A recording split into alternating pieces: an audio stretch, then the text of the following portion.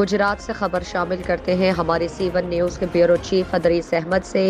Session court Gujarat میں سالانہ محفل میلاد النبی کا انعقاد ہوا۔ محفل کا باقاعدہ آغاز تلاوت قرآن پاک سے ہوا۔ ہدیہ نعت درود و سلام سے فضا گونجتی رہی۔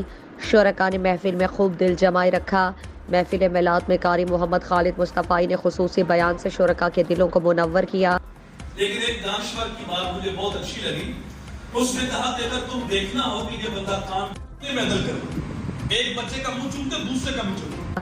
دوران محفل پورا پنڈال نبی کریم صلی اللہ علیہ وآلہ وسلم کی صداؤں سے گونج اٹھا۔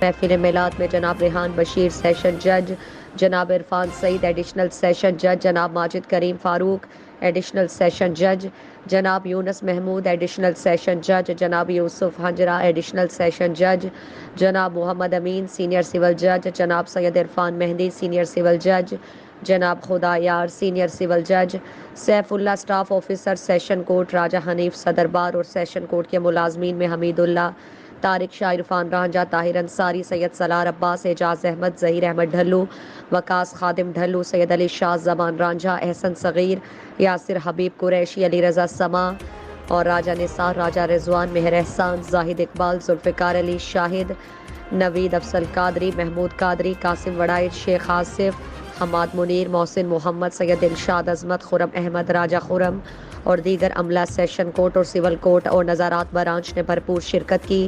محفل میلاد میں سیشن کورٹ سے متعلق عملے کی کثیر تعداد میں موجود تھی۔ نماز ظہر کے بعد شروع ہونے والی محفلیں نماز عصر تک جاری رہی اور شرکاء اللہ تعالیٰ کی رحمت سمیت